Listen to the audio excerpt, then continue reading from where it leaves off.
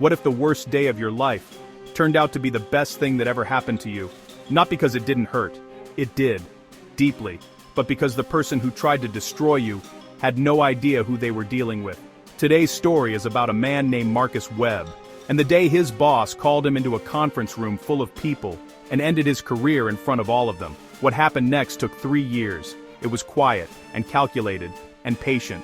And when it was over, Marcus wasn't just okay. Marcus had won. Stay with me, because this one gets very, very good. Marcus Webb was 31 years old when he joined Callaway Group, a mid-size marketing and brand strategy firm based in Austin, Texas. Around 200 employees, decent reputation, solid client list. He came in as a senior brand strategist. It was a step up from his previous role, and he knew it. He was hungry, focused, the kind of person who gets to the office before anyone else and leaves after most people have already had dinner. Within his first 6 months, he had restructured the onboarding process for new clients, cutting the average setup time from 3 weeks to 9 days. His direct manager noticed, his colleagues noticed. The only person who seemed not to notice was the man at the top. Richard Callaway, founder and CEO of Callaway Group.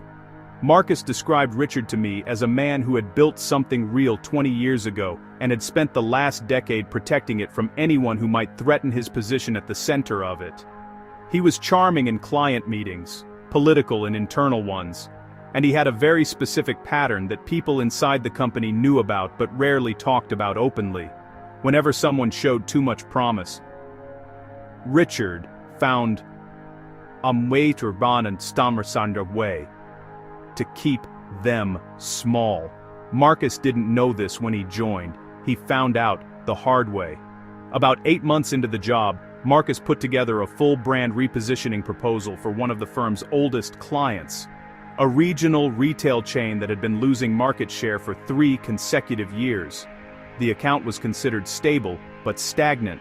Nobody had touched the strategy in years because nobody wanted to rock the boat. Marcus rocked the boat. He spent 6 weeks building the proposal on his own time, nights, weekends. He brought in data, consumer research, a full competitive analysis. He presented it to his direct manager, who was stunned by the depth of it and immediately escalated it to Richard.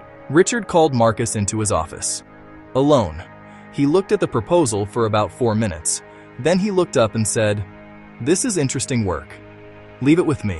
Marcus left it with him. 3 months later, Callaway Group launched a brand repositioning campaign for that same retail client. It was almost identical to Marcus's proposal. New messaging, new visual direction, new market targeting. Richard presented it to the full company in a Monday morning meeting as his own vision for the account. Marcus sat in that meeting and watched it happen in real time. He did not say anything. Not in the meeting, not afterward. He went back to his desk, opened his laptop, and saved a copy of every document he had created for that proposal, time-stamped to a personal drive. He told me later, that was the moment he understood exactly what kind of place he was working in. But he stayed, because he was not ready to leave yet. He had a plan forming, and plans need time. Over the next year and a half, Marcus kept his head down and kept performing. He delivered results consistently. He built relationships with clients quietly, carefully. He learned the business from the inside out. He also started noticing things, patterns in how Richard operated, which clients were unhappy but too polite to say so, which internal systems were inefficient, which team members were talented but undervalued and underpaid. He was not doing this out of bitterness. He was doing it the way a chess player studies a board before making a move. And on a Thursday morning in March, Richard Callaway made the move for him. Marcus had been working on a new business pitch, a significant one, a national consumer brand that would have been the largest account in the firm's history. He had been leading the pitch team for 2 months. The morning of the final internal review, before the pitch went to the client, Richard called a company-wide meeting. All 200 employees. Conference room and overflow on video call.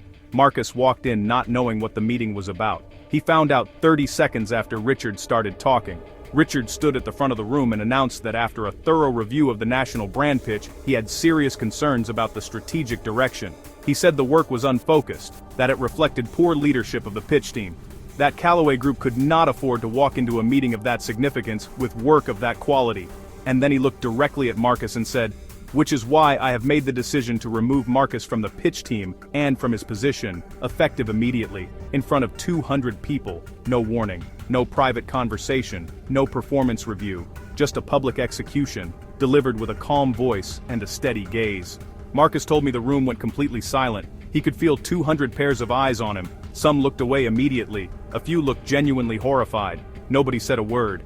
Richard continued the meeting as if Marcus had already left the room. Marcus stood up, straightened his jacket, picked up his notebook, and walked out. Slowly, without a word, without a visible reaction. He told me that the walk from that conference room to the elevator was the longest walk of his life. And also, the most important one. Because every step he took without breaking was a decision about who he was going to be on the other side of this. He pressed the elevator button. The doors opened. He stepped in.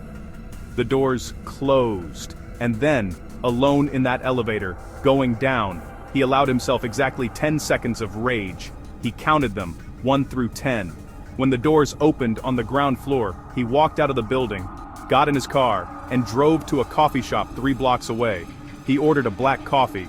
He opened his laptop, and he started writing the business plan he had been building in his head for the past 18 months. Before I tell you what happened next, I want to check in with you for a second. If you are watching this and you have ever been underestimated, overlooked, or dismissed by someone who had power over you, this channel exists for you. Hit subscribe right now, because every week on Serve Cold, we tell stories about people who refuse to let someone else's cruelty be the final word. You do not want to miss a single one.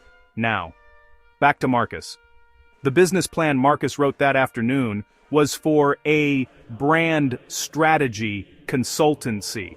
Small, focused, and built on a very specific insight he had developed from his time inside Callaway Group. Richard's firm served big clients with big budgets. Mid-size and emerging brands were an afterthought. They were too small to be prioritized, but too important to be ignored entirely. The result was that they got mediocre service from junior staff while paying rates that assumed senior attention. Marcus had seen this gap up close for 2 years. He had built relationships with several of those mid-size clients personally. He knew what they needed, what they were not getting, and what they would pay for someone who actually showed up for them. His company would be called Groundwork, and it would do one thing exceptionally well: brand strategy for emerging and mid-size companies who wanted to grow fast and were being underserved by firms like Callaway. He had no office, no staff, no clients yet. He had his expertise, his contacts, his track record, and a severance check that would cover his expenses for about 4 months. He gave himself 90 days to get his first client. He got his first client in 31. Her name was Diana Reyes. She ran a regional food and beverage brand out of San Antonio that had been a Callaway Group client for 4 years. Marcus had worked directly on her account for 18 months before being fired. Diana had watched what happened to Marcus at Callaway. Word had gotten back to her through mutual contacts. She had not been surprised. She had her own frustrations with the firm that she had never quite found the right moment to act on. When Marcus reached out, professionally and without any drama, simply to introduce what he was building and ask if she might be open to a conversation, Diana responded within 2 hours. They met the following week. By the end of the meeting, she had agreed to move her account to Groundwork. It was a modest contract by industry standards, but it was a start, and more importantly, it was proof of concept. Diana also did something Marcus had not asked her to do. She made 2 phone calls on his behalf. To other business owners she knew who had similar frustrations with their current brand strategy firms. One of those calls led to a second client. The second client told a colleague, and the referral engine that would eventually become Groundwork's greatest asset started turning. By the end of year 1, Groundwork had 7 clients and 2 employees. A junior strategist Marcus had recruited from a competitor, and an operations manager who had reached out after hearing about the company through the industry network. Revenue was modest but real, margins were healthy because the model was lean by design, and client satisfaction scores, which Marcus tracked obsessively, were exceptionally high. By the end of year 2, Groundwork had 19 clients and a team of 8. They had won 2 regional industry awards for campaign effectiveness. One of their clients, a direct-to-consumer wellness brand Marcus had helped reposition from scratch, had grown revenue by 60% in 14 months. That case study got written up in a mid-sized trade publication. The article described Groundwork as one of the most interesting boutique strategy firms to emerge in the Texas market in recent years. Marcus sent a copy of that article to nobody. He saved it in a folder on his desktop labeled simply, Later. Because Marcus was patient and he knew that the most important moment had not arrived yet. It arrived toward the end of year 3. Callaway Group had been struggling. The national brand pitch that Marcus had been removed from before being fired had not gone well. The client had passed on the firm after the presentation. That was a significant loss, both financially and reputationally. In the 2 years since Marcus left, 2 other senior strategists had quietly exited the company. The internal culture, which had always had its tensions, had gotten worse. There were whispers in the industry about high turnover and client dissatisfaction. Richard Callaway had responded by doing what people like Richard always do when things go wrong. He blamed the people around him, he made internal changes that looked decisive but were mostly cosmetic, and he continued presenting a polished external image that was increasingly at odds with what was happening inside the building. Meanwhile, 2 of Callaway's long-standing mid-size clients made quiet decisions to move their accounts. Nobody announced it. It was handled professionally and without drama. Both of them moved to Groundwork. Marcus did not solicit them. They came to him. Through the network he had spent 3 years building with patience and genuine quality of work. When the second one called, Marcus thanked them, outlined the onboarding process, and set up the kickoff meeting. Then he closed his office door for a moment, looked out the window at the Austin skyline, and allowed himself a quiet smile.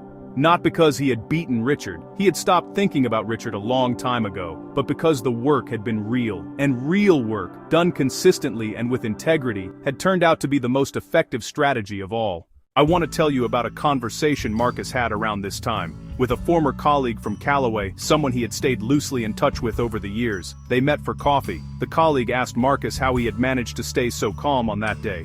The day of the firing, the walk out of the conference room. Marcus thought about it for a moment. Then he said, "I decided in that elevator that Richard had already given me everything I needed. He gave me the reason to leave.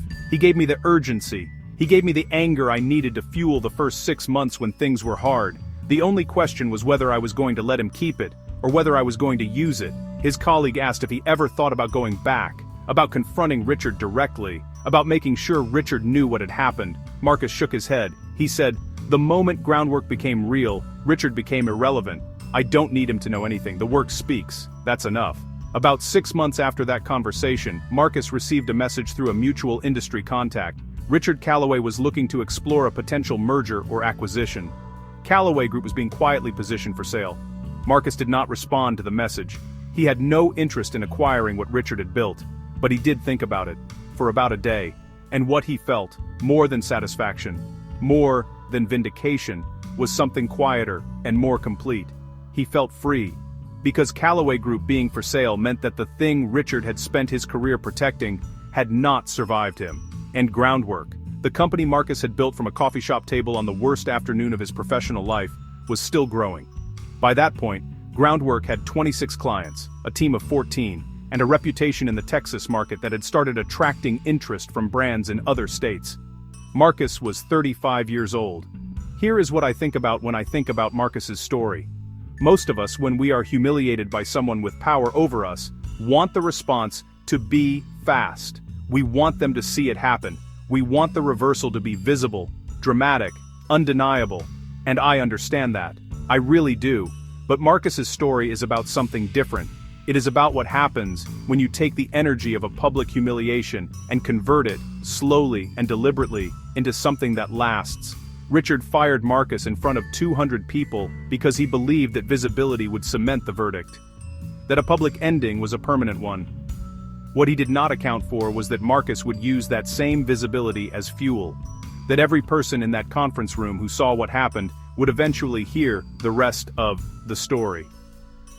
That industries are small, that reputations travel, and that the most powerful response to a public humiliation is a private, patient, relentless excellence.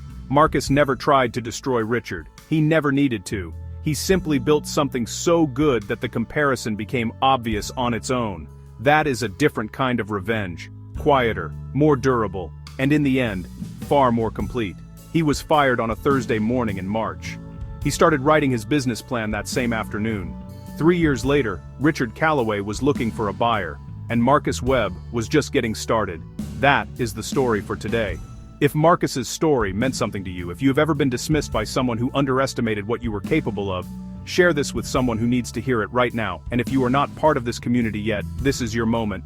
Subscribe to Served Cold and hit the bell so you never miss a story.